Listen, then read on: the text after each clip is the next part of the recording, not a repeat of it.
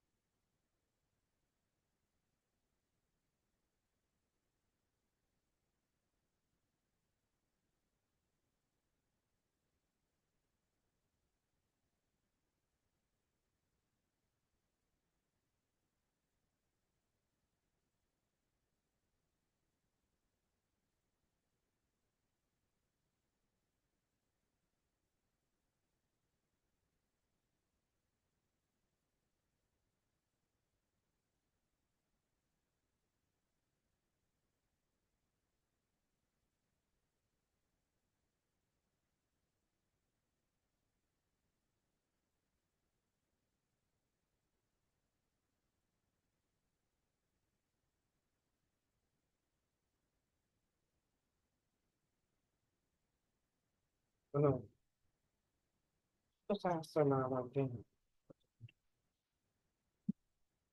విష్ణు సహస్రనామంలో గత 2 క్లాసుల్లోనే మనం మొట్టమొదటి నామమైనటువంటి విశ్వము అనే పదానికి అర్థం తెలుసుకోవడానికి ప్రయత్నం చేస్తాం. ఇక్కడ మనం ఏదైనా చదువుకుంటున్నాము అంటే దాని అర్థం అది ఒక్కటే అని మనం అనుకోనక్కర్లేదు. మనకి శాస్త్రం అనంతం, విశ్వం అనంతం. పరమేశ్వరుడు పరబ్రహ్మ స్వరూపుడు మనకి కనులకు గాని, దృష్టికి గాని, భావానికి గాని గోచరించనటువంటి వాడైన ఆయన గురించి, ఆయన గుణగణాలను మనం వర్ణించడం అంటే ఒక వ్యక్తిని మనం ఒకరి గురించి మనం తెలుసుకోవాలి అంటే ఆ వ్యక్తి యొక్క గుణగణాలు తెలుసుకుంటే ఆ వ్యక్తి ఎలాంటి వాడు అనేటువంటిది మనం తెలుసుకుంటాం. అలాగే పరమాత్మని యొక్క స్వరూపాన్ని కూడా మనం తెలుసుకోవాలి అన్నప్పుడు పరమాత్మను గురించినటువంటి కథలు కానీ, పరమాత్మని గురించినటువంటి ఆ గుణగణాలు కానీ, లేకపోతే పరమాత్మ యొక్క మహత్యాలు కానీ, పరమాత్మని యొక్క కథలు కానీ తెలుసుకుంటే ఆ కథల రూపంలో ఆ పరమాత్మ యొక్క తత్వాన్ని మనం గ్రహించడానికి అవకాశం ఉంటుంది. ఏ తత్వమైనా మనం గ్రహించాలి అంటేనప్పుడు, పరమాత్మ తత్వాన్ని మనం గ్రహించాలి అని అనుకున్నప్పుడు ఆ తత్వం గొప్పది ఇంతేను అని అనుకుంటాం పొరపాటు అనమాట. ఎందుకంటే ఆయన అనంతనామధేయుడు, పరమాత్మ అనంతనామధేయుడు. అంటే అనేక రకాలైనటువంటి పేర్లు ఉన్నాయి ఆయనకి, అనేక రకాలైనటువంటి రూపాలు ఉన్నాయి. కనుక ఏ రూపంలో కనిపించినా, ఏ రూపంలో అర్చించిన ఆయన్ని మనకి ఆయన ప్రత్యక్షం అవుతూ ఉంటాడు, ఆయన దర్శనం ఇస్తూ ఉంటాడు. అలాగే కనుక ఆయన రూపం ఇది అని కానీ ఇదమిద్దంగా మనం చెప్పలేము. ఆయన గుణగణాలను ఈ విధంగా ఉన్నాయి అని చెప్పలేము. ఏదైనా ఉన్నది అంటే ఆయన అర్థం చేసుకోవడానికి మనం ప్రయత్నం చేస్తున్నాము అని మాత్రమే మనం అర్థం చేసుకోవాలి. జ్ఞానానికి ఎప్పుడు కూడా లిమిట్ అనేటువంటిది ఉండదు. ఆ సముద్రం ఎంత లోతైందో తెలుసుకోవాలి అంటే చాలా కష్టం. అలాగే మహాత్ముని యొక్క పరమాత్మ స్వరూపాన్ని కూడా మనం తెలుసుకోవాలన్నా కూడా అత్యంత కష్టతరమైనటువంటి పనే వచ్చింది. కనుక మనకు తెలిసినంతలో, అంటే ముఖ్యంగా నాకు తెలిసినంతలో, నాకున్నటువంటి లిమిటెడ్గా ఉన్నటువంటి నాలెడ్జ్లో, లిమిటెడ్ నాలెడ్జ్లో మీకు తెలపడానికి నేను చేసేటువంటి చిన్న ప్రయత్నమే ఈ విష్ణు పరబ్రహ్మ స్వరూప నామాన్ని మీకు విశదీకరించడానికి ప్రయత్నం చేస్తున్నాను. ఆ నామాల్లో మొట్టమొదటిది మనం చదువుకునేది విశ్వం అని చదువుకుంటాం. సింపుల్ గా ఏంటంటే విశ్వం అంటే ఏంటంటే అన్ని జీవులన్నిటిలోనూ కొలువైనటువంటి వాడు విష్ణువు ఉన్నవాడు కనుక ఆయన విశ్వడు అన్నాము, అదే విశ్వము అన్నాము. సింపుల్ గా ఒక అర్థం చెప్పాలంటే గత 2 క్లాసుల నుంచి తీసుకున్నటువంటి అర్థం ఏంటంటే అది. ఇక రెండవ నామం ఏంటంటే విష్ణువు. ఈ విష్ణువు అనేటువంటి పదానికి అర్థం మనం చెప్పాలి అన్నప్పుడు ఈ విష్ణు సహస్రనామాల్లో ఏంటంటే ఒక్కొక్కసారి ఒకే నామం 2 సార్లు 3 సార్లు కూడా రావడానికి అవకాశం ఉందన్నమాట. అంటే కొన్ని ఎప్పుడైనా కానీ సహస్రనామాలు చదువుకునేటప్పుడు ఒకే నామం 1 కన్నా ఎక్కువ సార్లు రావడానికి అవకాశం ఉంది. అంటే ఆ సందర్భంలో ఒక అర్థం చెప్పుకొని ఇంకొక సందర్భంలో ఆ నామానికి ఆ సందర్భంలో ఇంకొక అర్థం మనం చెప్పుకోవడానికి కూడా అవకాశం ఉంటుంది. కనుక సార్ మీరు అప్పుడేమో అలా చెప్పారు, ఇప్పుడేమో ఇలా చెప్పారు, ఏది కరెక్ట్ అని ఏది తప్పు అనేటువంటిది అంటే 2 రైటే అని చెప్తాను. ఎందుకంటే ఆ సందర్భానికి అనుగుణంగా ఆ అర్థం వస్తుంది, ఈ సందర్భానికి అనుగుణంగా ఈ అర్థం వస్తుంది. కనుక ఏదైనా కానీ ఆయన నామం. ఇక సింపుల్ గా ఇక్కడ విష్ణువు అంటే వ్యాపించి ఉన్నటువంటి వాడు అనేటువంటి అర్థం ఉంటాం. వ్యాపించి ఉన్నటువంటి వాడు కనుక ఆయన్ని విష్ణువు అని అంటారు. అంటే ఎట్లాగంటే ఎక్కడున్నాడు, ఆయన ఎక్కడున్నాడు. నిన్న కొన్ని ఉదాహరణలు మనం చెప్పుకున్నాం, ప్రహ్లాద ఉదాహరణ అవన్నీ మనం చెప్పుకున్నాం. ఇదిగో ఇక్కడ ఉన్నాడు అని చెప్పుకున్నాం. ఈ ఉన్నాడు అన్నటువంటి దాంట్లో ఉన్నాడు అనేటువంటిది ఒకటి, అంటే స్ప్రెడ్ అయి ఉండటం వేరు, వ్యాపించి ఉండటం. వ్యాపనం అంటే ఇంగ్లీష్ లో మనం స్ప్రెడ్ అంటాం. స్ప్రెడ్ అయి ఉండటం వేరు. అంటే తన యొక్క అనంతమైనటువంటి శరీరం అంతా కూడా మనం మన భగవద్గీత చదువుకునేటప్పుడు ఆయన అర్జునుడికి ఉపదేశం చేస్తాడు, భగవద్గీత ఉపదేశం చేస్తాడు కురుక్షేత్ర జరబోయే ముందు. ఆ సమయంలో అంతా ఉపదేశం చేసి నువ్వు ఎట్లా ఉండాలి, భక్తుడైనటువంటి వాడు ఎలా ఉండాలి, కార్యనిర్వహణైనటువంటి వాడు, కార్యం చేయదలుచుకున్న వాడు ఎలా ఉండాలి, కార్యశీలుడు ఎలా ఉండాలి అనేటువంటి అవన్నీ కూడా చెప్తూ ఆయన చివరికి ఆయన ఏం చేస్తాడనమాట, మనకి 18 అధ్యాయాల్లో చెప్పారు. 18 అధ్యాయాల్లోనూ కూడా మానవుడు అనేటువంటి వాడు ఎలా ఉండాలి, ఎలాంటి జీవనం సాగించాలి అనేటువంటిది క్లియర్ గా మనకి చెప్తాడు అనమాట. అంటే ఒక్కొక్క అధ్యాయం కూడా ఒక్కొక్క జమ్ అనమాట. అది రకంగా చెప్పాలంటే వజ్రం లాంటిది అనమాట. ఆ అధ్యాయాల్ని ఒక్కొక్కటి మనం చదువుకున్నప్పుడు మనకి అదే ఒక అర్థం అవుతుంది అనమాట. జీవన సత్యం అవుతుంది. మనం ఎలా మెలగాలి, ఒక వ్యక్తిగా మనం పుట్టినప్పుడు ఎలా మెలిగితే మనకు పరమాత్మ దర్శనం కలుగుతుంది అనేటువంటిది దాంట్లో చెప్పాడు అనమాట. ఆ భగవద్గీతలో చెప్తాడు ఆయన. అలాగే పరమాత్మ దర్శనం ఎలా అవ్వాలి చేసుకోవాలో కూడా చెప్తాడు. పరమాత్మ దర్శనం చేసుకుంటానికి ఆయన ఎలా ఉండాలి, భక్తులకు జనుడు ఎలా ఉండాలి అనేటువంటిది కూడా, భక్తుడు ఎలా ఉండాలి, ఎలా మెలగాలి అనేది కూడా దాంట్లో చెప్తాడు. చెప్తూ చివరికి ఆయన విశ్వరూప సందర్శనం చెప్తాడు అనమాట, చూపిస్తాడు అనమాట. అంటే విశ్వరూపము అంటే ఈ ప్రపంచాన్ని అంతటినీ కూడా ఆవరించి ఉన్నటువంటిది నేనేను అనేటువంటి భావన కల్పించేట్టుగా ఆయన తన శరీరాన్ని జగత్తులన్నీ తానే నిండి ఉన్నాను అని చెప్పేటువంటిది కూడా ఉండేట్టుగా తన రూపాన్ని పెంచి చూపిస్తాడనమాట.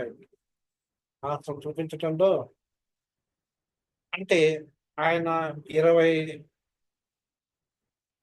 ముఖాలు, 20 ముఖాలు, అనేకమైనటువంటి చేతులు, ఆ చేతుల్లో అనేక రకాలైనటువంటి అక్కడ తర్వాత ఆయనలో అనేక రకాల అన్ని లోకాలు ఆయనలోని ఇమిడి ఉన్నాయని చెప్పడం ఒకటి, సకల దేవతలు దాంట్లో ఆయనలోని ఇమిడి ఉన్నాయని చెప్పడం ఒకటి. ఈ చెప్పే విధంగా ఆయన తన యొక్క రూపాన్ని అంతటినీ కూడా, జగాన్నంతటినీ కూడా నిండి ఉన్నట్టుగా చూపిస్తాడు అనమాట. అంటే వ్యాపక శక్తి కలిగినటువంటి వాడు ఉన్న పరమాత్మ స్వరూపం ఏదయ్యా అంటే ఆ స్వరూపానికి పేరు ఏంటంటే విష్ణువు. చరాచరేషు భూతేషు వినా విష్ణు తెచ్చితే అంటే తన యొక్క విభూతి అయినటువంటి చరాచరాత్మకమైన తన ఏవైతే మనకి సకల భూతాలు కూడా ప్రపంచంలో ఉన్నాయో, అంటే ఆయన యొక్క ప్రసాదాలు అనమాట అవన్నీ కూడా. ఆయన యొక్క ఆయన యొక్క ఇష్టాయిష్టాల మీద, ఇష్టం మీద ఆధారపడి అవన్నీ కూడా చరాచరమైనటువంటి అన్ని భూతాలు కూడా. పంచభూతాలు అంటే, ఇక్కడ భూతాలు అంటే ఓన్లీ పంచభూతాలనే కాదు, ఇది కూడా ఒక వస్తువు అని మనం చెప్పుకోవచ్చు అనమాట. ఒక వస్తువు కానీ అనేది ఒక వస్తువుగా మనం చెప్పవచ్చు అనమాట. ప్రతి దాన్ని కూడా ఒక భూతం కింద మనం చెప్పుకోవచ్చు అనమాట. అందులో శ్రేష్టమైనటువంటి పంచభూతాలు అని మనం తీసుకోవచ్చు అనమాట. ఈ కనిపించేటువంటి జగత్తులో కనిపించేటువంటివన్నీ కూడా ఆయన యొక్క స్వరూపాలే. ఆయన యొక్క కోరిక ఇష్టం మీదనే ఆయన యొక్క ఇష్టం మీదనే జరిగింది. సృష్టి చేశాడు ఆయన. మనం చెప్పుకునేటప్పుడు ఏం చెప్పాము, మనం సృష్టి జరిగేటప్పుడు ఆయన ఒక్కడే ఉన్నాడు, ఇంకెవరు లేరు అని చెప్పుకున్నాం. ఆ ఒక్కడే ఉన్నప్పుడు ఆయన పరమాత్మ బ్రహ్మస్వరూపం ఏదైతే ఉందో అది ఆయన ఒక్కడే ఉన్నప్పుడు ఏం జరిగిందని ఆయనకి ఎప్పుడో ఇచ్ఛాశక్తి జరించడానికి, ఆ ఇచ్ఛాశక్తి వల్ల ఆయన సర్వలోకాన్ని సృష్టించాడు అని చెప్పి మనం అనేక పర్యాలు చెప్పారు. ఆ శక్తి జనించటం అనేటువంటిది కూడా అక్కడ ఆ శక్తి ఏదైతే ఉన్నదో అదే అవ్యక్త రూపంగా ఉన్నటువంటి ఆయనలో ప్రవేశించినటువంటి శక్తి. అంటే ఈ సృష్టి జరించడానికి కారణభూతమైనటువంటి ఒక మహాశక్తి ఉంది, దాన్ని ఇచ్ఛాశక్తి అన్నాం మనం. ఆ ఇచ్ఛాశక్తిని లింగ రూపంలో మనం చెప్పాలంటే భగవత్ రూపంగా పరమేశ్వరిగా మనం చెప్తాం అన్నమాట. అవ్యక్త రూపాన్ని పరమేశ్వరిగా మనం చెప్తాం. అంటే ఆయన సృష్టి చేయడానికి మూల కారణమైనటువంటిది అమ్మవారేను అని మనం చెప్పుకోవచ్చు అనమాట.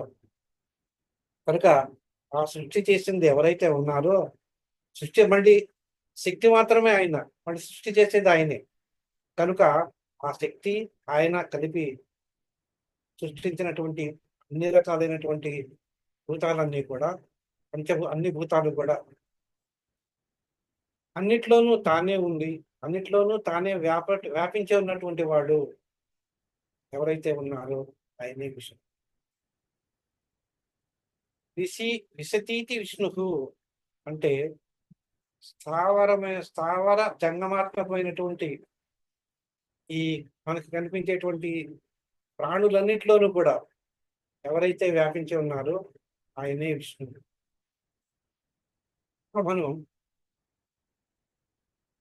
మనం ఏం చేస్తామంటే ఒక శ్లోకం ఉంది, ఏంటి, శుక్లాంబరధరం విష్ణు శశివర్ణం చతుర్భుజం ప్రసన్నవదనం ధ్యాయేత్ సర్వవిఘ్నోపశాంతయే అని ఒక శ్లోకం ఉంది మనకి. ఆ శ్లోకానికి అర్థం ఏంటి? శుక్ల అంబరధరం విష్ణు శశివర్ణం చతుర్భుజం ప్రసన్నవదనం ఛాయే సర్వవిఘ్నోపశాంతయే. శుక్ల అంబరధరం, శుక్లము అంటే తెలుపు రంగు అనమాట. తెలుపు రంగు కలిగిన అంబరధరం, అంబరము అంటే ఆకాశం. తెల్లగా తెల్లటి వస్త్రాలు ధరించి ఆకాశాన్నే వస్త్రంగా ధరించాడు అనమాట. ఎవరు? విష్ణువు. వ్యాపించి ఉన్నటువంటి సకల లోకాలలోనూ వ్యాపించి ఉన్నటువంటి జగమంతా, అన్ని లోకాలు బ్రహ్మాండాలు, అన్ని బ్రహ్మాండాల్లోనూ వ్యాపించి ఉన్నటువంటి ఆయన శుక్ల అంబరధరం, తెల్లని ఆకాశము, తెల్లని వస్త్రం, మన ఆకాశాన్ని ఒక తెల్లని వస్త్రంగా ధరించాడు అనమాట. శశివర్ణం, చంద్రుని యొక్క రూపం కలిగి చతుర్భుజం, 4 చేతులు కలిగి ఉన్నాడంట ఆయన. ప్రసన్న వదనం ఛాయే, ప్రసన్న వదనం అంటే ప్రశాంతమైనటువంటి ముఖం కలిగి ఉన్నటువంటి వాడిని ఎవరైతే ఉన్నారో అటువంటి వాడిని నేను ధ్యానిస్తున్నాను అని చెప్పి మనకి శ్లోకం.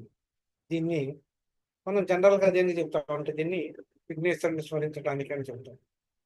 అంటే విఘ్నేశ్వరుడు ఒక్కడనే కాదు, అన్ని రూపాల్లోనూ ఆయనే, అన్ని దేవతల రూపం కూడా మళ్ళీ కూడా ఆయన, నేను పరమాత్మ పరబ్రహ్మ స్వరూపం. అట్టి అన్ని రూపాల్లోనూ ఉన్నటువంటి ఆయన ఎవరయ్యా అంటే, మన దీని ప్రకారం విష్ణువు. అంటే అన్ని రూపాల్లోనూ వ్యాపించి ఉన్నటువంటి వాడు విష్ణువు అని అర్థం అన్నమాట. అలాగే శాంతాకారం భుజగశయనం పద్మనాభం సుదేశం విశ్వాధారం గగన సదృశం మేఘవర్ణం శుభాంగం లక్ష్మీకాంతం కమలనయనం ఏగు హృదయానగమ్యం వందే విష్ణు భయహరం సర్వలోకైకనాథుడు. ఇక్కడ శాంత దీనికి అర్థం ఏంటి? శాంతాకారం, శాంతి స్వరూపుడు, భుజగశయనం, శేషపాన్పు అంటే పాము, శేషము. ఇక్కడ భుజగశయనం అంటే భుజంగము అంటే పాము. ఇక్కడ పాము అంటే ఎవరన్నమాట? ఆదిశేషుడు అనమాట. ఆదిశేషుణ్ణి శయ్యగా చేసుకున్నటువంటి వాడు, ఆ ఆదిశేషుడు శయ్యగా ఉన్నటువంటి శయనం మీద పడుకున్న నిద్ర శయనించినటువంటి వాడు పద్మనాభుడు. పద్మము నాభియందు కలవాడు, నాభియందు కలవాడు. సురేశం విశ్వాధారం, విశ్వాధారము, విశ్వముతటికే ఆధారభూతమైనటువంటి వాడు. గగన సదృశ మేఘవర్ణం, మేఘములు ఎలా అయితే వర్ణం కదులుతున్న గగన సదృశం, కదులుతున్నటువంటి మేఘాలు ఏ రకమైనటువంటి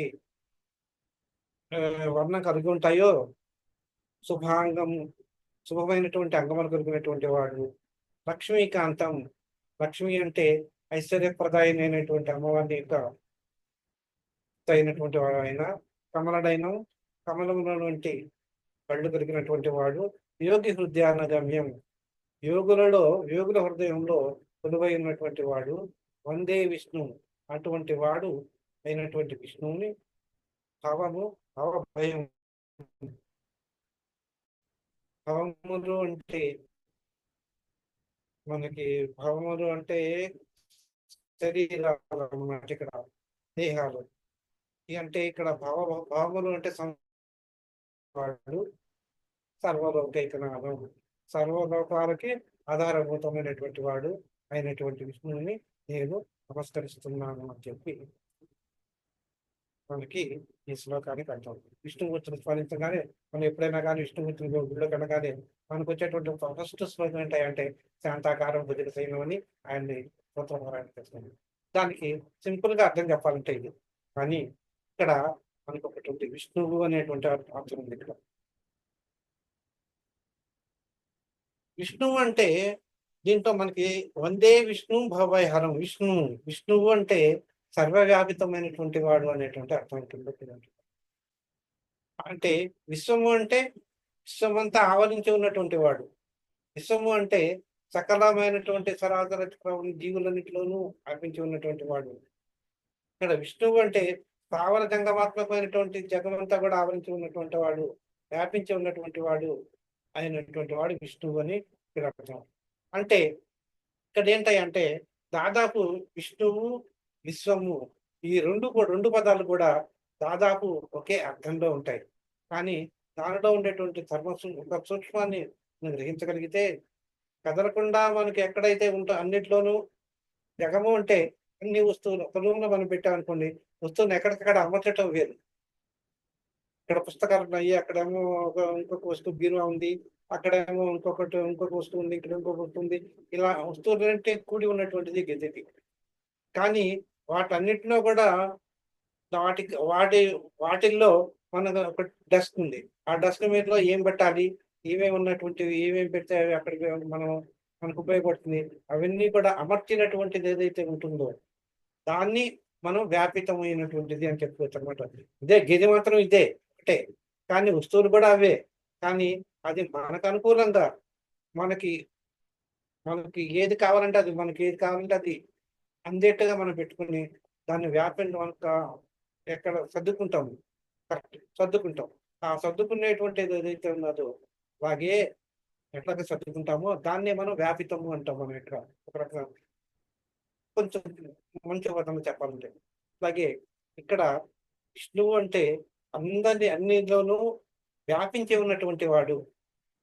నిన్న మనం ఏం చెప్పుకున్నాం, విష్ణువు చెప్పుకునేటప్పుడు పరమాత్ముడు ఎక్కడున్నాడయ్యా అంటే ఏదో మనకి నాభి నుంచి 9 అంగుళాల పైన హృదయం ఉంటుంది. ఆ హృదయంలో ఒక పద్మకోశము అంటే ఒక తామర తూడ ఉంటుంది. ఆ తూడలో అది తల కింద వేలాడుతుంటుంది. దాంట్లో ఉంటాడు పరమాత్మ అని మనం చెప్పుకున్నాము.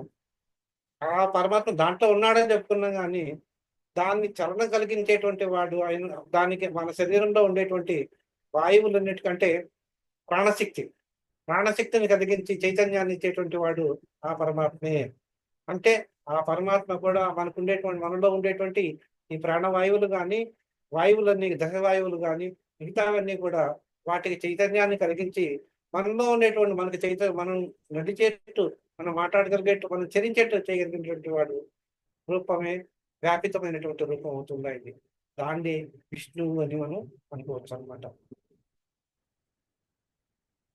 మనకి భారతంలో ఉన్నటువంటి శాంతి పర్వంలో ఏం చెప్తారంటే, భూమి ఆకాశాలు,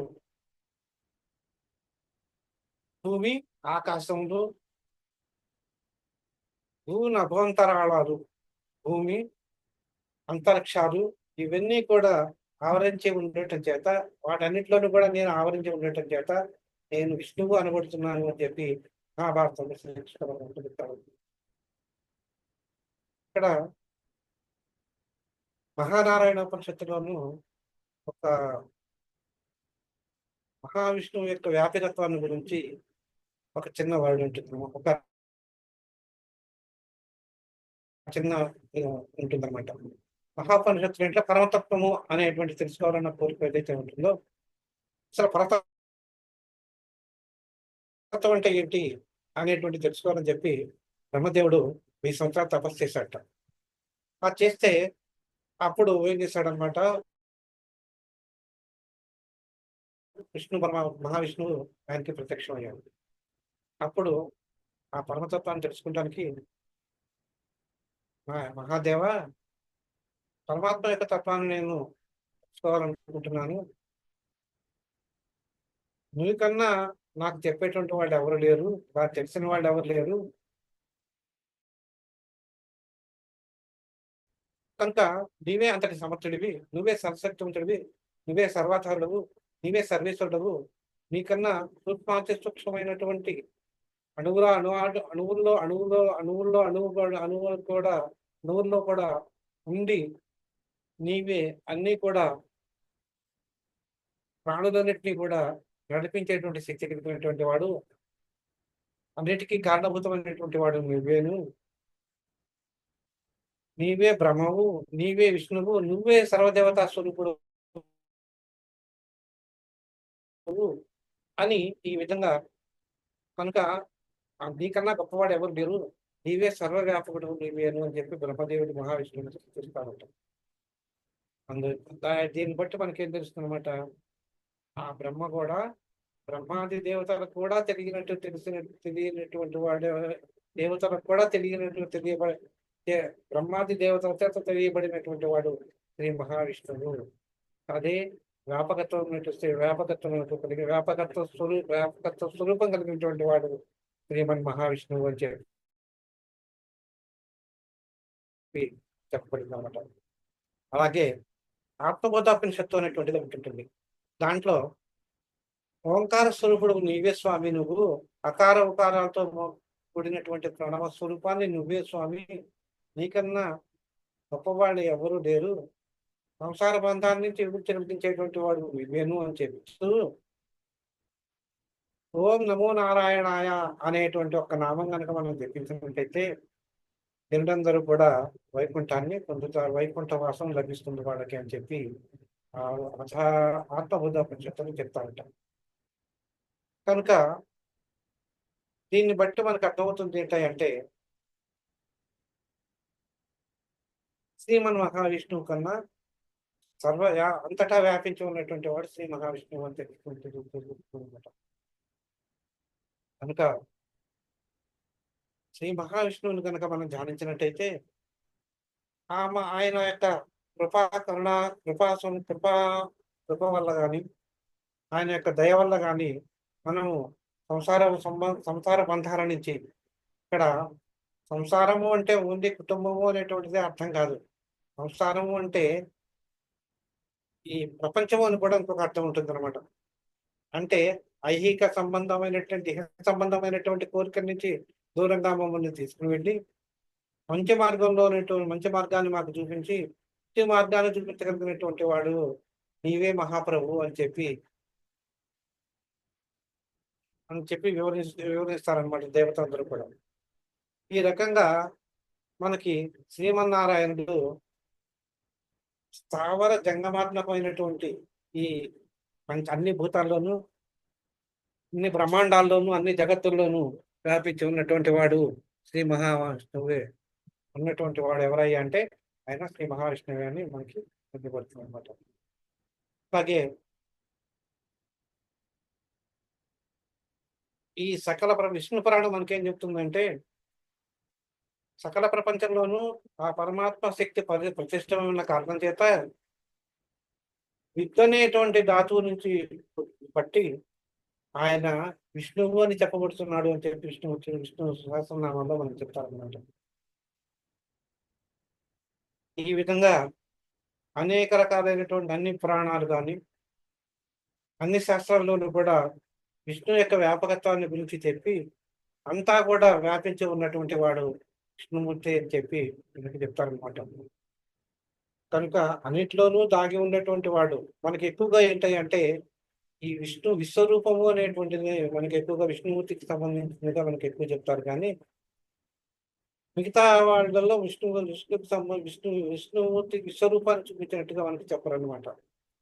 అంటే అనేక రూపాల్లో ఉన్నటువంటి భగవంతుడు ఒకే రూపంగా ఒకే స్వరూపంగా మనకు కనిపిస్తూ ఆ ఒక్క స్వరూపమే అనేక రూపాలుగా కనిపిస్తూ అనేక రూపాలనే ఒకే స్వరూపంగా కనిపిస్తూ ఈ విశ్వం అంతా వ్యాపించినటువంటి వాడు ఎవరై అంటే పరబ్రహ్మ స్వరూపం ఏదైతే ఉందో ఆయనే విష్ణువు అని చెప్పి చెప్తారు. ఇది విష్ణువు యొక్క నామాన్ని యొక్క చిన్న వివరణ అన్నమాట. ఇక మూడవ నామం వషట్కారం. మనకి మంత్ర స్వరూపం. ఇక్కడ మంత్రము అనేటువంటిది ఒకటి ఉంటుంది. మరణాత్రాయతే మంత్ర అని చెప్పి ఎవరైనా గురువు గారు కానీ మనం ఏదైనా కష్టాల్లో ఉన్నప్పుడు ఒక గురువుని ఆశ్రయించడం సహజమైనటువంటిది. అది మానవ సహజమైనటువంటి లక్షణం. అది అంటే భగవంతుడు మొరబెట్టుకుంటాము, మన కష్టాలన్నీ కూడా ఆయనే తీరుస్తాడు అని మనం పట్టుకుంటాం. ఈ లోపు ఏంటంటే మనకు కొంతమంది గురువులు తారసలుతూ ఉంటారు. అప్పుడప్పుడు ఆ గురువులు ఏంటంటే వాళ్ళకి మనం చెప్పుకుంటే కష్టాలు వాళ్ళు మనకి పరమాత్మని ఎలా దర్శించుకోవాలో వాళ్ళు చెప్తారు. మన కష్టాలన్నీ తీరిపోతాయి అని చెప్పి చెప్తారు. అంటే మామూలుగా మనం చెప్పాలంటే ఆయన దగ్గరికి వెళ్ళినప్పుడు వాళ్ళు ఏం చెప్తారనమాట, మాకు మీకో నువ్వు ఈ మంత్రం చదువుకో అంటారు. ఆ మంత్రాన్ని ఒక మంత్రం ఉపదేశం చేస్తే ఆ మంత్రాన్ని చదువుకో అంటారు. ఈ మంత్రం 2 సార్లు చెప్పించు నీ కష్టం తీరుతుంది అని ఆ గురువు గారు చెప్తూ ఉన్నటువంటిది లోక సహజంగా జరుగుతున్నటువంటి విషయం. మంత్రము అంటే మననాత్రాయతే మంత్ర అంటారు అన్నమాట. అంటే మననం చేయటం వల్ల ఒక నామాన్ని కానీ ఏదైనా తీసుకొని దాన్ని మరల జపిస్తూ ఉంటే అది అన్నే మంత్రము అంటారనమాట. మనం అనేక సందర్భాల్లో మనం చదువుకున్నాం. ఏంటి అంటే ఇదివరకు చాలాసార్లు మనం చెప్పుకున్నాం కూడా. మనం ఉచ్చరించేటువంటి ప్రతి అక్షరం కూడా అనేకమైనటువంటి అనంతమైనటువంటి శక్తి ఉంటుంది అని మనం చెప్పుకున్నాం. అంతేకాదు ఆ అక్షరం యొక్క ప్రభావం ఎంత దూరం వ్యాపించి ఉంటుంది కూడా మనం చాలాసార్లు చదువుకున్నాం. అలాగే అలాంటి అక్షరాల యొక్క ఏదైతే శక్తిపూరితమైనటువంటి అక్షరాలన్నీ కూడా దాంట్లో ఉన్న కొన్నిటిని మనం బీజాక్షరాలు అంటాం. ఈ బీజాక్షరాల్ని మనం అక్షర సముదాయాన్ని మనం తీసుకున్నట్టయితే ఒక పదం ఏర్పడుతుంది. ఒకటి కానీ అంతకంటే ఎక్కువగానే అక్షరాలు తీసుకొని ఆ అక్షరాలని మనం కూడికనే మనం పదము అంటాం. కొన్ని పదాల కూడికనే మనం ఒక వాక్యం అని కూడా మనం అంటాం అన్నమాట. ఇక్కడ మనం ఇదేంటంటే ఇక్కడ అనేక మంది మనకి అనేక రకాలైనటువంటి అనేక మంది దేవతా స్వరూపాలు ఉన్నాయని మనం చెప్పుకున్నాం. మన హిందూ ధర్మశాస్త్రం ప్రకారం 33 కోట్ల దేవతలు ఉన్నారు అని మనకి అంటే 33 కోటులు అనమాట. కోటి అంటే గణం అనమాట, అంటే సమూహం. 33 సమూహాల అనేటువంటి దేవతలు ఉన్నారు అని అర్థం అనమాట. అంతేగాని 33 కోట్లు కాదు. 33 కోటి అంటే ఇక్కడ గణము, సమూహం. 33 సమూహాల్లో ఉన్నటువంటి దేవతలందరూ కూడా ఉన్నారు.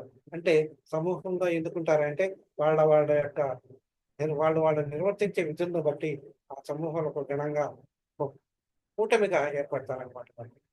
ఆ కూటంగా ఏర్పడినటువంటి వాళ్ళే దిగులు. దీంట్లో ఈ దేవతల్లో కూడా రజోగుణ దేవతలు, తమోగుణ దేవతలు, సాత్విగుణ దేవతలు కూడా ఉంటారనమాట. మనం మనకున్న సాత్విక గుణం కూడా వాళ్ళకి ఉంటుంది అనమాట. మనకి దేవతలను అర్చించేటప్పుడు ఎక్కువగా మనం ఏం చేస్తామంటే సాత్విక రూపాన్ని ఎంచుకోవాలను. అంటే ఇదంతా తర్వాత మంత్రశాస్త్రం గురించి మనం చదువుకునేటప్పుడు అది వివరంగా నేను చెప్తాను దాని గురించి. ఇప్పుడు ఏంటయ్యా అంటే మనం మంత్రం అనే దాని గురించి.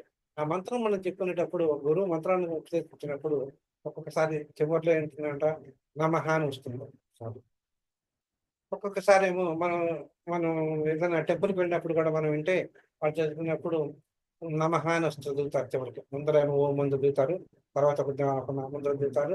ఆ తర్వాత నమః అంటారు. ఇంకా కొన్ని చోట్ల ఏం జరుగుతుందన్నమాట. ఉందండం ఒక ఓం అని చదువుతారు. తర్వాత ఒక నామం చదివి తర్వాత స్వాహ అంటారు. ఇంకొకసారి ఏం చదువుతారన్నమాట. ఓం అని చదువుతారు. తర్వాత నామం ఇచ్చి వషట్ అంటే చదువుతారన్నమాట. ఈ వషత్, నమః, స్వాహ, వషట్ అనేటువంటివి మంత్రాల యొక్క చివరిలో వచ్చేటువంటి పలుకుతాయి. దీని అర్థం ఏంటి? మనకి నమః, స్వాహ అనేటువంటిది తర్వాత చదువుకుందాం. వషట్ అనేటువంటిది మనకు కావాలి. షట్కారం. మూడవ నామం విష్ణు సహస్రనామాల్లో మూడవ నామం ఏంటంటే వషట్కారం. ఈ వషట్కారం అనే దాని గురించి చెప్పుకునేటప్పుడు మనం ఈ వషట్ అనేటువంటి నామం గురించి మనం వషట్ అంటే ఏంటో చెప్పుకుంటాం. వషట్ అంటే వశం చేసుకునేటువంటిది అనేటు వశం చేసుకునేటువంటి వాడు అని అర్థం అనమాట. అంటే ఏది వశం మనం భగవంతుడిని వశం చేసుకోవాలి. భగవంతుడిని దర్శించాలి. అంటే మనం కాంక్షిస్తున్నాము. ఇక్కడ వశం చేసుకుంటాం అంటే కాంక్షించటం అని అర్థం అనమాట. ఈ మనం పరమాత్మ దర్శనాన్ని కాంక్షిస్తున్నాము అంటే భగవంతుడిని మనం చూడటానికి అంటే మన ఇష్టానికి అనుగుణంగా భగవంతుడిని దర్శించుకోవడానికి ప్రయత్నం చేస్తున్నాం. ఆ భగవంతుడిని మన ఇష్టానికి అనుగుణంగా చేయాలన్నప్పుడు మనకిష్టమైనటువంటి రూపం ఏదో అది ముందు మనం ఎంచుకోవాలి. ఆ దాన్ని ఆ రూపాన్ని ఎంచుకొని ఆ రూపాన్ని మనం ధ్యానిస్తూ ఉంటే దాన్ని ఆయన మనకి ప్రత్యక్షమవుతాడు. ప్రత్యక్షమవుతాడు అంటే మన అభీష్టానికి అనుగుణంగా ప్రత్యక్షమవుతాడు అని అర్థం. ఆ రూపంలో ప్రత్యక్షమవుతాడు అంటే అదే నామాన్ని అదే ఇంకొక నామాన్ని కనుక చేసుకున్నట్టయితే ఇంకొక రూపంలో ప్రత్యక్షమవుతాడు. ఆ రూపంలో మీరు అంటే యద్భావం తద్భవతి. మనం ఏ రూపంలో మనం చెప్తామో ఆ రూపంలోనే మనం అంతే. అట్లాగే ఇప్పుడు మనం అనేక మంది దేవతల స్వరూపాలు ఉన్నాయి. ఇప్పుడు కూడా మనం పూజ చేసుకునేటప్పుడు మీరు చూడండి సంకల్పం చెప్పుకుంటాం. అన్యాస్కారం చేస్తాం. బాగానే ఉంటుంది. ప్రతిది ఏదైనా ఒక దేవత పూజ చేయాలనుకున్నప్పుడు మనం చేసేటువంటిది ఏంటంటే ఇదే కాదు. తర్వాత ధ్యాన శ్లోకం. ఆ ధ్యాన శ్లోకం అంటే అర్థం ఏంటి? మీరు మనసులో ఏ భగవంతుడి యొక్క రూపాన్ని ఏ రూపాన్ని భగవంతుడిని ఏ రూపం ఏ రూపంలో మీరు స్మరించాలనుకుంటున్నారో ఆ భగవద్ రూపం యొక్క ఆ భగవద్ రూపాన్ని వల్లనే ధ్యాన శ్లోకం. ఏమండి ఇప్పటి వరకునేమో మీరేమో ఇప్పుడంతా చెప్తున్నారు భగవంతుడు ఒక్కడేనని చెప్పారు మీకు ఇన్నిసార్లు. మళ్ళీ ఇప్పుడేంటండి ఇలా అంటున్నారు అని అనొచ్చు మీరు. నేను అదే చెప్పేది మీకు. మనం ఏ రూపంలో మనం యొక్క భగవంతుడిని మనం మనకి ఇష్టానికి అనుగుణంగా మన మనస్సుకు మనకి అభీష్టానికి అనుగుణంగా మన అభీష్టానికి అనుగుణంగా కొందరి రూపాలను మనం సేవిస్తాము. మన అంటే ఇష్ట దేవతా స్వరూపంగా మన కొన్ని దేవతలు ఉంటారు. తర్వాత కులదైవంగా కొన్ని రూపాలు అంటారు. తర్వాత మనం ఏదైతే మనం మన కోరికలు ఏవైతే ఇష్ట కామ్యాలు నెరవేర్చడానికి ఏ రూపంలో కొలిస్తే మన ఇష్ట కామ్యం నెరవేరుతుందో ఆ రూపంలోనూ కూడా మనం పూజ చేయడం అనేటువంటిది మన లోకంలో జరుగుతున్నటువంటి ఉదాహరణ. కనుక ఏ రూపంలో మనటువంటి భగవంతుడిని మనం స్మరిస్తున్నామో ఏ రూపంలో అయితే మనం కొలవాలి అని అనుకుంటామో ముందుగా నిర్ణయించుకొని ఆ యొక్క రూపం యొక్క వర్ణన అనేటువంటిది మనం తీసుకోవాలన్నమాట. ఇప్పుడు ఒక గురువు దగ్గరికి వెళ్ళినప్పుడు మనకి మంత్రస్వరూపంగా మనకి ఇస్తారనమాట. మంత్రస్వరూపంగా మనకి ఇస్తారనమాట. అంటే మీ అభిష్టానికి అంటే ఏ మంత్రము అంటే మన గురువుగారి దగ్గరికి వెళ్ళి ఏమండి గురువు గారు నాకు మంత్రోపదేశం చేయండి అంటే చేస్తారు. గురువుగారు చేస్తారు. కానీ ఏ మంత్రం ఎలా ఉపదేశం చేస్తారు? సద్గురు ఎలా చేస్తారు అంటే నీకు ఏది కావాలో నీకు ఏది నీకు నీకు దేని వల్ల మంచి జరుగుతుందో ఆ మంత్రాన్ని మాత్రమే నీకు ఉపదేశిస్తారు కానీ అన్ని మంత్రాలు నీకు ఉపదేశించారు గురువు గారు. సద్గురువు చేసే పని అది. అలా కాకుండా అల్ప గురువులు ఎవరైతే ఉన్నారో మీకేం కావాలో ఆ ఫలాంది కావాలా చేసుకోండి పండి అంటారు. అది కరెక్ట్ కాదన్నమాట. మీకు ఏదైతే దేనివల్ల నీకు మంచి జరుగుతుందో, ఏ ఏ మంత్రాన్ని ఉపదేశించడం వల్ల, ఏ దైవాన్ని ఉపదేశించడం వల్ల నీకు మంచి జరుగుతుందో ఆ దైవాన్ని నువ్వు ఆ దైవానికి దైవ సంబంధమైనటువంటి మంత్రాన్ని మాత్రమే ఆయన ఉపదేశం చేస్తారనమాట. కనుక సద్గురువుకి అల్పగురువుకి ఉన్నటువంటి తేడా అదనమాట. ఇప్పుడు మంత్రోచ్చారణ మనం జరిగినప్పుడు అనేక రకాలైనటువంటి అనుభవాలు మనకి ఎదురవుతూ ఉంటాయి. మంత్రోచ్చారణ చేసినప్పుడు అంటే మంత్రం అన్నా చెప్పమన్నా తర్వాత తపమన్నా ఇవన్నీ దాదాపు ఒకటే వర్డ్స్ అన్ని దాదాపు ఈక్వల్ అని మనం చెప్పుకున్నాం. నేను ఈ ఈక్వల్ లో ఉన్నప్పుడు మనం జపం చేసినా కానీ తపం చేసినా కానీ మనకి ఏంటంటే కొన్ని అనుభవాలు అనేటువంటివి దొరుకుతాయి. దాన్నే చాలా అనుభవాలు. వాటి వల్ల నీకు ఏ ఇబ్బంది కలగకుండా ఉండే విధంగా నీకు ఆ గురువు గారు ఏం చేస్తారంటే మంత్రోపదేశం చేస్తారనమాట. కనుక అంటే ఏదైనా నీకు దానివల్ల అంటే మనం ఒక డాక్టర్ దగ్గరికి వెళ్ళామనుకోండి, ఒక టాబ్లెట్ ఇస్తాడు డాక్టర్. టాబ్లెట్ ఇచ్చినప్పుడు ఆ టాబ్లెట్ నువ్వు వేసుకుంటావు. నీకు ఓకే బాగుంది. దానివల్ల నీకు వచ్చినటువంటి జబ్బు తగ్గుతుంది అనుకోండి. Okay well and good. అలా కాక దానివల్ల ఇంకా ఏదైనా కానీ ఫర్దర్ కాంప్లికేషన్ ఏదైనా జరుగుతుంటే అప్పుడు ఆ డాక్టర్ ఏం చేస్తాడు, మళ్ళీ మారుస్తాడు అనమాట టాబ్లెట్. ఈ కాంప్లికేషన్ వచ్చిందా అంటే ఆ టాబ్లెట్ అతనికి సూట్ కాదు అని అర్థం అనమాట. అలాగే గురువు కూడా శిష్యుడికి ఏ మంత్రం ఉపదేశిస్తే ఉన్నందువల్ల అతను అతను రక్షణ పొందుతాడో అలాంటి మంత్రాన్ని మాత్రమే గురువు ఉపదేశిస్తాడు కానీ వేరు కాదు అని మనం గ్రహించాలన్నమాట. ఇప్పుడు అనేకమైనటువంటి వారు రకరకాలుగా దేవతల్ని పూజిస్తుంటారు. సత్వగుణ దేవతలని, రజోగుణ దేవతల్ని మనం పూజిస్తుంటాము. దానివల్ల ఏంటంటే దానివల్ల ఒక్కొక్కసారి జరుగుతుందంటే అతను ప్రతి మనిషికి కూడా కెపాసిటీ ఉంటుంది. అంటే ఇప్పుడు మనం ఒక అన్నం వడ్డించాలి. ఏదైనా అన్నమనే కాదు ఏదైనా కానీ మనకి తినమని మనకు పెట్టారనుకోండి. నువ్వేం చేస్తాము?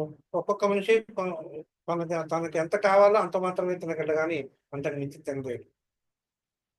అంతకు మించి తింటే వికటిస్తుంది. అట్లాగే ఇక్కడ కూడా మంత్రాన్ని మనం చేసేటప్పుడు అతనికి ఏది సూట్ అవుతుందో ఆ మంత్రాన్ని ఇస్తాడు కానీ సూట్ అవ్వంది ఇచ్చినప్పుడు ఏమవుతుందంటే అతని యొక్క పరివర్తనలో మార్పు అనేటువంటిది శిష్యుడి యొక్క పరివర్తనలో మార్పు వస్తుంది అనమాట. కనుక అలాంటిది మాత్రం అంతే అతనికి ఏం చేస్తున్నమాట బాధ కలిగించే విధంగా ఉంటుంది. ఆ బాధ కలగకుండా ఉండేటువంటి మంత్రాన్ని తను ఉపదేశించాలి.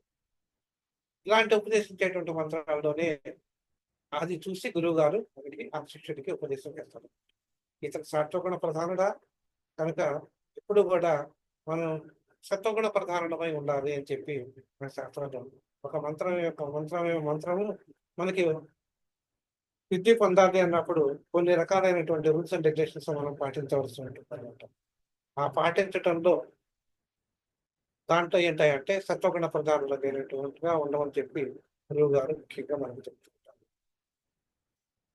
కనుక ఆ సత్వగుణ ప్రధానమైనటువంటి దేవతలు మంత్రాలు కనుక మనకు ఆయన ఇచ్చింది మనల్ని జపించమన్నప్పుడు వాళ్ళకి ఏమిటో ఆ శిష్యుడికి ఎలాంటి ఇబ్బంది కలగదు. అలా కాక తమోగుణ దేవతలు కానీ రజోగుణ దేవతలు కానీ మంత్రాలు ఇచ్చి అతను సాధన చేస్తున్నప్పుడు కొన్ని అనుభవాలు కలగవచ్చు చెప్తున్నాను కానీ కలుగుతుందని నేను చెప్పలేదు, కలగవచ్చు. ఆ కలిగినప్పుడు అతను ఆటని తట్టుకొని నిలబడగలడా లేదా అన్నటువంటిది అతని మీదే ఆధారపడి ఉంటుంది. ఎందుకని చెప్పి గురువు ఎప్పుడు కూడా శిష్యుని తన దగ్గరకు రాగానే పరీక్ష చేసుకుంటాడు అనమాట. ఇతను నాకు తగినటువంటి వాడా కాదా అని చేసుకుంటాడు అనమాట. తగినటువంటి వాడు అయితే తనతో చేర్చుకొని తనకి తెలిసింది ఆ భక్తుడిని ఆ శిష్యుడిని తను రక్షించుకుంటూ వస్తూ ఉంటాడు అనమాట. అది గురువు యొక్క చాలా లక్షణం అనమాట. గురువు ఎప్పుడు కూడా గురువు మాట్లాడలేదు అని అన్నప్పుడు అక్కడ ఏంటనమాట అంటే ఎవరైనా వెళ్ళినప్పుడు గురువుగా స్వీకరించినప్పుడు ఆయన మాట్లాడలేదు అంటే నిన్ను పరీక్ష చేస్తున్నాడు అని అర్థం. ఇంకా మరి ఇంకా లేదు అన్నప్పుడు ఇంకా ఇంకా నువ్వు వెయిట్ చేస్తున్నప్పుడు ఒకసారి ఏంటంటే వెంటనే ఒకసారి రెండు సార్లు కాదు కొన్ని దినాలు కూడా ఆయన పరీక్ష ఎంతటి అతను ఎంతవరకు నిలబడగలడు అనేటువంటిది పరీక్ష చేసుకుంటారు. ఇప్పుడు మనం ఇక వషత్కారం మనకు వషత్కారం కోసం ఈ వషత్కారానికి వచ్చినప్పుడు వశపరచుకుంటాం. ఎవరిని వశపరచుకోవాలి? భగవంతుడు శిష్యుడిని వశపరుచుకుంటాడా? శిష్యుడు భగవంతుడిని వశపరుచుకుంటాడా? దానిలో ఉన్నది ఎలాగా అంటే మనకి ఏంటంటే హిందూ ధర్మంలో ఎక్కువగా ఏంటంటే భగవంతుడిని మనం దర్శనం చేసుకోవాలన్నప్పుడు ఇక్కడ వషత్కారం అంటే వశపరచుకుంటాం అని చెప్పుకున్నాం. ఇంకొక అర్థం దర్శనం చేసుకుంటాం అనేటువంటి అర్థంలో మనం చెప్పుకుంటాం. భగవంతుడు మనకి దర్శనం ఇవ్వాలి అన్నప్పుడు కానీ అవి చేస్తున్నప్పుడు మనకు పూజా పునస్కారాలు చేయటం ఒకటి, యజ్ఞయాగాదులు చేయటం ఒకటి, హోమాలు చేయటం ఒకటి, వీటన్నిటిలో కూడా ఉంటుంది అనమాట. ఇన్ని రకాలుగా ఉంటుంది అనమాట. భగవంతుని దర్శించుకోవటానికి అనేక రకాలైనటువంటి మార్గాలు ఉంటాయండి. దాంట్లో యజ్ఞం కానీ హోమం కానీ చేయటం అనేటువంటిది ఒకటి. దానిలో ఆ ఆ యజ్ఞం కూడా చేయటంలో ఏంటంటే మనకి ఆహుతులు అని ఇస్తారు. అది చేసేటప్పుడు అగ్ని తగ్గించి ఆ ఋత్వికుడు ఏం చేస్తాడంటే కొన్ని మంత్రం చదువుతాడు. ఆ మంత్రం చదవటంలో ఏం చేస్తాడనమాట, ఏ భగవంతుడిని అయితే మనం కావాలని ఏ భగవంతుడిని మనం కావాలని కోరుకుంటున్నాము అంటే మనం ఇష్టకామ్యం తీర్చడానికి కానీ లేకపోతే వేరే కారణం దేనికైనా కానీ ఏ భగవంతుడే ఏ భగవంతుని కొరకు ఏ భగవంతుని కొరకు మనం చేస్తున్నామో దాన్ని అంటే ఇండైరెక్ట్ గా చెప్పాలంటే ఆయన వశపరుచుకోవటానికి ఆయన ప్రత్యక్ష ప్రసన్న నుండి చేసుకోవటానికి మనం చేస్తున్న ఇటువంటి ఇదేందో దానికోసం అని చెప్పి మనం ఈ వషట్కార మంత్రం అనేటువంటిది ఆ మంత్రం చివర వషట్కారం అని చెప్పి చెప్తాం అనమాట. ఇలాంటి యజ్ఞ కార్యక్రమాలు కొన్నింటిని వాటిని వషట్కార యజ్ఞాలు వషట్కార్యము అంటారు అనమాట. లేకపోతే వషట్ యజ్ఞము అని కూడా కొంతమంది పిలుస్తూ ఉంటారు అనమాట. కనుక ఏదైతే ఉన్నదో ఏదైతే మనం భగవంతుని ఆరాధించ కావాలని కోరుకుంటూ మనం చేస్తూ ఉంటామో ఆ యజ్ఞ కార్యాలన్నీ కూడా భగవత్ స్వరూపం అని చెప్పుకుంటాం. మనకి ఈ భగవద్గీతలో శ్రీకృష్ణ పరమాత్మ ఒక సకాల సందర్భంలో చెప్తాను అనమాట.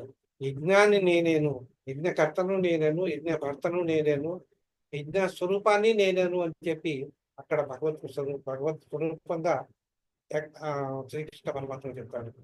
అలాగే ఈ వషట్కారం అనేటువంటి యజ్ఞం కూడా ఒక యజ్ఞం కనుక ఆ యజ్ఞ వషట్కారం అంటే ఆయన కావాలనుకుంటూ ఆయన ఆకాంక్షిస్తూ మనం చేస్తున్నాం కనుక అట్టి స్వరూపం కూడా మనకి ఎవరనమాట ఆ విష్ణుదేవుడు, ఆ పరమాత్మ బ్రహ్మ స్వరూపమే. ఆ పరబ్రహ్మ స్వరూపమే యజ్ఞ రూపంలో ఉండి యజ్ఞ పురుషుడుగా ఉండి యజ్ఞకర్తగా ఉండి యజ్ఞ భర్తగా ఉండి మన చేత ఆ కార్యం నెరవేర్తింపజేస్తున్నాడు కనుక ఆయన మనకి వషట్కారుడు అని పిలువబడుతున్నాడు అనమాట. ఈ వషట్కార మంత్రంలో ఏదైతే ఉందో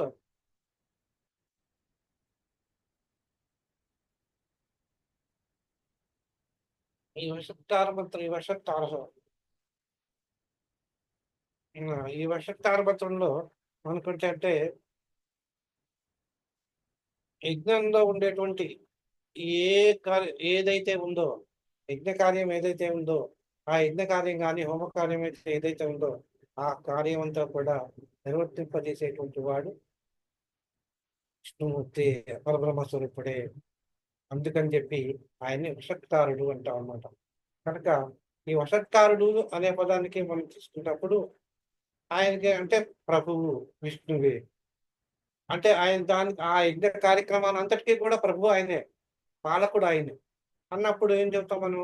అలాంటప్పుడు ఆ ప్రభువు ఎవరైతే ఉన్నారో ఈ జగత్ నిర్వహణ కార్యం కూడా ఒక యజ్ఞం కిందే వస్తుంది అనమాట. ఆ యజ్ఞ కార్యకర్త ఎవరనమాట? పరబ్రహ్మ స్వరూపుడు. ఆయన ఎవరు? విష్ణుమూర్తి అని మనకి విష్ణు గురించినటువంటి కార్యం కనుక మనకి విష్ణు స్వరూపంగా చెప్తున్నారు కనుక ఇలా అన్ని కార్యాల్లోనూ ఉండి అంటే అన్ని కార్యాల్లోనూ ఉండి అన్ని కార్యాలు మన చేత చేయిస్తూ అన్ని కార్యాల్లోనూ ఆయన ఉండేటువంటి వాడు ఆయనే కనుక ఆయన్ని మనం వషట్కారుడు అని కానీ లేదా విష్ణుమూర్తి అని కానీ ఆ కార్యాలన్నీ కూడా మన కోసమే, ఆయన కోసమే. మనం ఏమనుకుంటున్నాం, మనం ఆయన చూడాలి అనుకుని మనం చేస్తున్నామని మనం అనుకుంటాం. ఆయన ఏమనుకుంటున్నాడు, నా భక్తులందరూ నన్నే చూడాలి, నన్ను ఆశ్రయించాలి అని ఆయన అనుకుంటాడు. కనుక భక్తుల్ని అట్రాక్ట్ చేసుకుంటానికి ఆయన యజ్ఞ స్వరూపుడై మనకి దర్శనం ఇస్తాడు. భగవంతుణ్ణి అంటే ఆయన పరబ్రహ్మ స్వరూపాన్ని చూడాలి, దర్శించాలి అని మనం ఏం చేస్తున్నాం అనమాట, యజ్ఞ రూపంలో మనం యజ్ఞం చేస్తున్నాము. ఆ యజ్ఞ స్వరూపమైన ఆయనే, యజ్ఞకర్త అయిన ఆయనే, యజ్ఞభక్త అయిన ఆయనే అనమాట. ఇంకా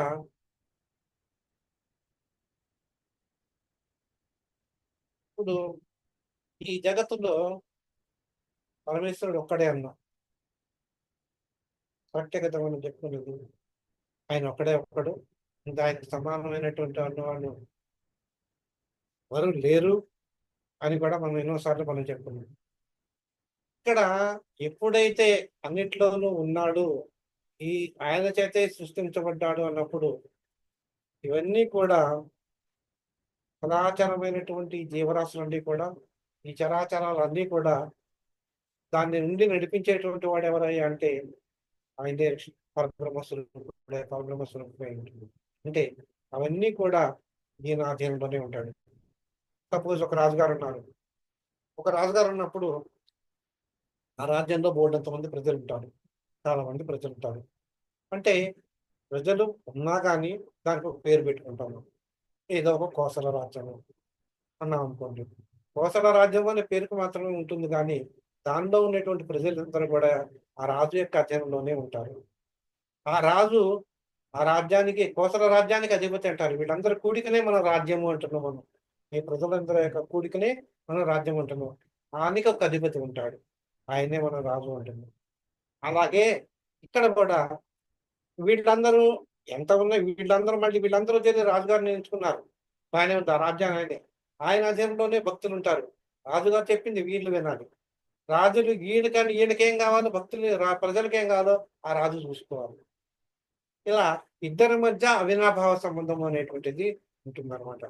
అట్లాగే ఈ చరాచర ప్రపంచంలో ఉండేటువంటి సకల జీవరాశులన్నీ కూడా ఆయన అధీనంలోనే ఉంటాయి, ఆ పరబ్రహ్మ స్వరూపంలోనే ఉంటాయి. ఆ పరబ్రహ్మ స్వరూపం సర్వత్రా వ్యాపించి ఉన్నటువంటి వాడు. అక్కడ ఇక్కడ అని లేదు, అన్నిట్లోనూ ఎక్కడ చూసుకున్నా ఆయనే ఉంటాడు. అన్నిట్లోనూ ఆయనే ఉంటాడు, అన్నిట్లోనూ ఆయనే ఉంటాడు, అందరూ ఆయనలోనే ఉంటాడు. అదే విశ్వరూపం యొక్క రహస్యం. ఏంటి విశ్వరూపం యొక్క రహస్యం ఏంటనమాట? అందరూ ఆయనలోనే ఉంటారు, ఆయనే అందరిలోనూ ఉంటాడు. ఏ రూపం అయితే అందరిలోనూ ఉంటుందో, ఏ రూపం అయితే అందరిలోనూ ఉంటుందో అట్టి పరబ్రహ్మ స్వరూపమే పరబ్రహ్మ విష్ణుమూర్తి, పరబ్రహ్మ స్వరూపం. అదే విశ్వరూపము, అదే విశ్వరూప సందర్శనం. అప్పుడు ఎప్పుడైతే శ్రీకృష్ణ పరమాత్మ స్వరూపాన్ని చూపిస్తాడో అర్జునుడు ఒక మాట అంటాడు, స్వామి ఇంతటి సర్వలోకాలు నీలోనే నేను చూస్తున్నాను, అందరూ నీలోనే ఉన్నారు, ఇంతటి విశ్వరూపాన్ని నేను చూడలేకపోతున్నాను అన్నప్పుడు ఆయనకి ఆ రూపాన్ని దర్శించడానికి ఆయన దివ్య దృష్టిని ఇస్తాడు అన్నమాట. దివ్య కన్నులు చక్షువులు ఇస్తాడు. ఆ చక్షువులతోటి ఈ విశ్వరూపాన్ని చూడగలుగుతాడు. ఎప్పుడైతే ఆయన చూసి ఆ భగవద్గీత ఉపదేశం చేసిన తర్వాత మళ్ళీ నార్మల్ స్థితికి తీసుకొచ్చేస్తాడు అర్జునుడు. జ్ఞానోదయం అవుతుంది. అప్పుడు శ్రీకృష్ణ పరమ కార్యోన్ముఖుడవుతాడు అనమాట. అలాగే ఈ ప్రపంచంలో ఉండేటువంటి, ఈ జగత్తులో ఉండేటువంటి అన్ని కూడా ఆయన యొక్క వశంలోనే ఉంటాయి. సూర్యుడు ఎండకాయాలన్నా, చంద్రుడు చల్లదనాన్ని ప్రసాదించాలన్నా, గాలి వీచాలన్నా కూడా, వాయువు కదలాలన్నా కూడా, అష్టదిక్పాలకులందరూ కూడా తమ తమ పొద్దున పనులన్నీ కూడా చేయాలన్నా, ఇంద్రాది దిక్పాలకులందరూ కూడా వాళ్ళ పనులు చేయాలన్నా, దేవతలందరూ కూడా వాళ్ళ కార్యక్రమాలను నిర్వర్తించాలన్నా కూడా ఇవన్నీ కూడా ఆ పరమేశ్వరుని యొక్క అధీనంలోనే ఉన్నది. అట్టి పరమాత్మ స్వరూపం ఎవరయ్యా అంటే ఈ మహావిష్ణువు. ఆయన్ని మనం దర్శించుకోవాలి, ఆయన్నే మనం వశం చేసుకోవాలి. ఆయన వశం చేసుకుని ఏం చేయాలి? మనం ఆయన మనలో నింపుకోవాలి. నిండి మనలోనే నింపుకోవాలి అన్నప్పుడు ఆల్రెడీ మనం నిండి ఉన్నాడు, మనలోనే ఉన్నాడు అని మనం చెప్పు, పరమాత్మ నిండి ఉన్నాడు అని మనం చెప్పుకున్నాం. ఆ నిండి ఉన్నటువంటి పరమాత్మని మనం దర్శనం చేసుకోవాలి. అదే వషత్కారం, అదే వషత్కారం. అందుచేతనే విష్ణుమూర్తి వషత్కారుడు అని చెప్పబడుతున్నాడు. పరమాత్మ స్వరూపుడు విష్ణువు వషత్కారుడు అని చెప్పబడుతున్నాడు. అట్టి వషత్కారుడే అని భావిస్తున్నాడు అని మనకి సూక్ష్మంగా షట్కారం అనేటువంటి పదాన్ని. ఇట్లా మనకి ఇంకొక 2, 3 ఉన్నాయనుకుంటాను పదాలు ఇట్లాంటివి. ఇంకా నామాలు ఐదో నామం వరకునో 7వ నామం వరకునో ఇవన్నీ కూడా దాదాపు ఒకే అర్థంలోనే ఉంటాయి. సూక్ష్మమైనటువంటి తేడాగానే ఉంటుంది, కానీ ఇంతవరకు కొద్దిగా మనకి ఒకటి ఏంటి చెప్పిందే చెప్తున్నారు అన్నట్టుగానే ఉంటుంది. కానీ ఇక్కడ ఉండేటువంటి మనం దాని సూక్ష్మాన్ని తెలుసుకుంటే దాని ఆ నామానికి ఈ నామక్షంగా అర్థాన్ని తెలుసుకోవడానికి మనం ప్రయత్నించాలి. నాకున్నటువంటి ఈ సూక్ష్మ పరిజ్ఞానంతో మీకు చిన్న స్వల్ప వ్యవధిలో మీకు కొంతవరకు అవగాహన కల్పించే విధంగా ఈ నామం చెప్పగలుగుతున్నాను అని చెప్పి నేను భావిస్తున్నాను. అవునా, మీరు మీ యొక్క అభిప్రాయం కూడా తెలిపితే బాగుంటుందని చెప్పి అనుకుంటున్నాను. రేపు మనం ఏం చేద్దామంటే మిగతా నామాలు కూడా మనం చదువుకుందాం. ఇంతటి ఇవాళ విష్ణువు షట్కారం అనేటువంటి నామాలు మనం చదువుకుందాం. రేపటి నుంచి 4వ నామం 5వ నామం నెక్స్ట్ క్లాస్లో మనం చదువుకుందాం. మీరు అడగాలనుకుంటున్నారంటే అడగవచ్చు.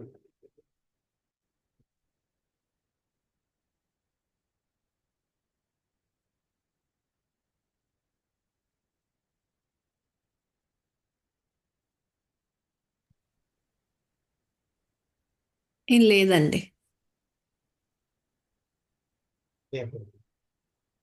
అయితే ఫస్ట్ చెప్తామండి. ఓకే. సర్వే జనా సుఖినో భవంతు. లోకాః సమస్తాః సుఖినో భవంతు. ఓం శాంతి శాంతి శాంతి. సర్వం శ్రీరామకృష్ణార్పణమస్తు. స్వస్తి.